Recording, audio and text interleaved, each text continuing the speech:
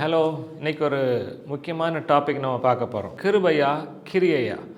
சரி, கிருபையை பற்றி நம்ம எல்லாருக்கும் நல்லா தெரியும். ஆனால் அந்த கிரியைன்றாங்களே, அதை பற்றி நம்ம பார்க்கலாமா? அப்போஸ்தலனாகிய பவுல் கலாத்திய நிருபத்திலையும் எபேசு நிருபத்திலையும் மற்ற நிருபங்களிலேயும் அவர் சொன்ன கிரியை என்ற வார்த்தை நியாயப்பிரமாணத்தின் கிரியையை குறிக்கிறது. அப்படின்னா என்ன? மோசேயின் மூலமாக பழைய ஏற்பாட்டின் காலத்தில் கிட்டத்தட்ட 600க்கு மேலே சில சட்டங்களை தேவன் கொடுத்திருந்தார்.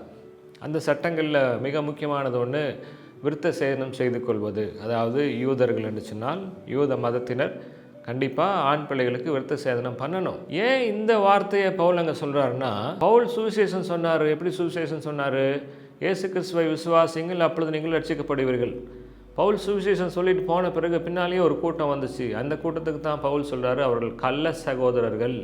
அவங்க என்ன சொன்னாங்கன்னா, நீங்கள் யூதனாக மாறி, அதாவது நீங்கள் விருத்த சேதனம் செய்து யூத கலாச்சாரத்தையும் பின்பற்றி கொண்டு இயேசுவையும் விசுவாசிங்கள், அப்பொழுது ரட்சிக்கப்படுவீர்கள் என்று சொல்லி இந்த யூத மதவாதிகள், ஜுடாயிசர்ஸ்ன்னு சொல்லுவாங்க இல்லையா, அவங்க சொன்னாங்க.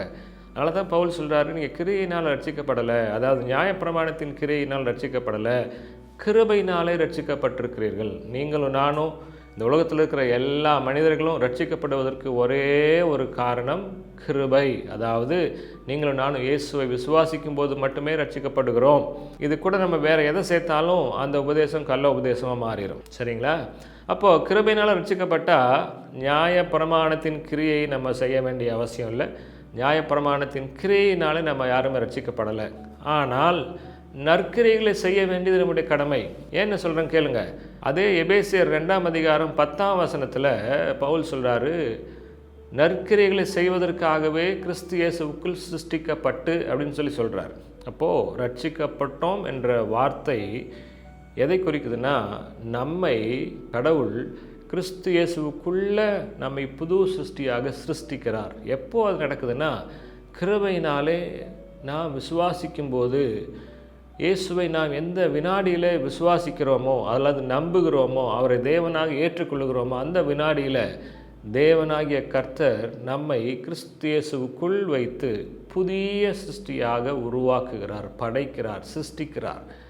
அந்த புதிய சிருஷ்டிக்குள்ள ஒரு திறமையை வச்சு தான் சிருஷ்டிக்கிறார், படைக்கிறார். அது என்ன திறமைன்னா, நற்கிரியைகளை செய்யக்கூடிய திறமை. சரிங்களா? அப்போ நீங்களும் நானும் நற்கிரியைகளை செய்யலைன்னா வேறு யார் செய்ய முடியும்? குழப்பமாக இருக்கா? ஒன்றும் இல்லை, பாருங்கள், ரொம்ப சிம்பிளாக சொல்கிறேன். ஒரு போர் வாட்டர் எடுத்துக்கிறோம்.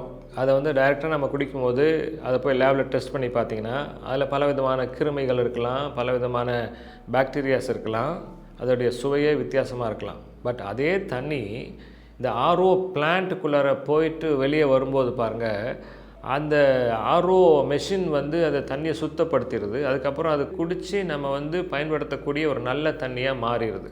அதன் பிறகு அந்த தண்ணியில் நீங்கள் போய் டெஸ்ட் பண்ணி பார்த்தீங்கன்னா அதில் பாக்டீரியாஸ் இருக்காது. நம்ம குடிப்பதற்கு சாதகமான ஒரு தண்ணீராக அந்த தண்ணி மாறிடுது.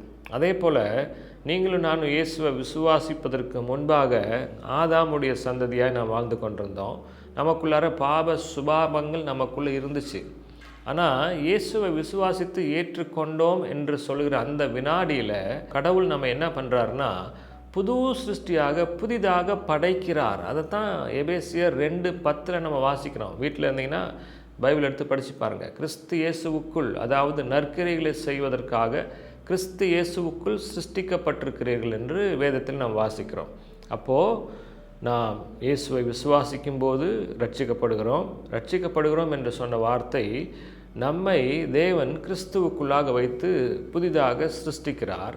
அந்த புதிய சிருஷ்டியினுடைய குவாலிட்டிஸ் என்னன்னு பார்த்தீங்கன்னா, நற்கிரியைகளை செய்யும்படியான ஒரு தகுதியோடு நம்மை தேவன் படைக்கிறார். அப்போ கிருபையினால் ரட்சிக்கப்பட்ட நீங்களும் நானும் நியாயப்பிரமாணத்தின் கிரியை செய்ய வேண்டிய அவசியம் இல்லை, செய்ய வேண்டியதே இல்லை.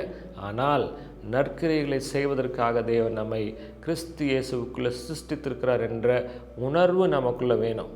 திரும்ப பழையபடி வாழ்வதற்கு நம்மை தேவன் புதிதாக படைக்கலை, புதிய சிருஷ்டியாக நற்கிரியைகளை செய்கிறவர்களாக வாழ்வதற்காகவே நம்மை படைத்திருக்கிறார். அப்போது பாருங்கள், கிருபையினால் ரட்சிக்கப்பட்ட நீங்களும் நானும் நற்கிரியைகளை செய்யும்படியாகவே சிருஷ்டிக்கப்பட்டிருக்கிறோம். ஒருவேளை நற்கிரியைகளை நீங்கள் செய்யாமல் இருக்கிறதுக்கு ஒரு காரணம் என்னவாக இருக்கும்னா, உங்களுடைய மனம் இன்னும் மாறாமல் இருக்கும். உங்களுடைய மனதில் நீங்கள் நினச்சிட்டு இருப்பீங்க, நான் வந்து ஆதாமுடைய சந்ததி, நானும் பலவீனமான பாண்டம், என்னால் முடியாது, அப்படிலாம் நீங்கள் நினச்சிட்டு இருப்பீங்க. அப்படி இல்லை. அதனால தான் பவுல் சொல்கிறார், மனம் புதிதாகிறதுனாலே மறுரூபமாகுங்கள்னு சொல்கிறார். நம்முடைய மனம் புதிதாக்கப்பட வேண்டும். எப்படி புதிதாக்கப்படணும்? என்னை தேவன் நற்கிரியைகளை செய்யக்கூடிய தகுதியோடு கிருபையினாலே ரட்சித்திருக்கிறார். நற்கிரியைகளை செய்யக்கூடிய தகுதியோடு கிறிஸ்து இயேசுவுக்குள் என்னை சிருஷ்டித்திருக்கிறார். அப்போ நற்கிரியைகளை செய்யலைன்னா என்ன ஆகும்? கிருபையை நம்ம வந்து உதாசீனப்படுத்துகிறோம். பாருங்கள், இலவசமாக தேவன் தம்முடைய ஜீவனை கொடுத்து நம்மை ரட்சித்திருக்கிறார் அல்லது புதிதாக சிருஷ்டித்திருக்கிறார். நம்ம வந்து எதுக்காக நம்மை தேவன் ரட்சித்தார் என்ற உணர்வு இல்லாமல் பழைய வாழ்க்கையை வாழ்ந்துட்டு இருந்தோம்னா என்ன அர்த்தம்? அந்த பெரிய கிருபையை நம்ம உதாசீனப்படுத்துகிறவளாய் மாறிவிடுவோம். அந்த தவறை மட்டும் நம்ம செஞ்சிடவே கூடாது. காரணம், இயேசு கிறிஸ்து தன்னுடைய வெளியேற பெற்ற இரத்தத்தை கொடுத்து உங்களையும் என்னையும் கிருபையினாலே ரட்சித்திருக்கிறார். அவருடைய வெளியேற பெற்ற இரத்தத்தையும் அந்த கிருபையையும் உதாசீனப்படுத்தாமல் அந்த கிருபையை மதிக்கிறவர்களாக, எதற்காக கிருபையினால் தேவன் நம்மை ரட்சித்தாரோ அந்த நோக்கத்தை உணர்ந்தவர்களாக, நற்கிரியைகளை செய்கிறவர்களாக வாழுவோம். தேவனுடைய நாமத்தை மகிமைப்படுத்துவோம். God bless you.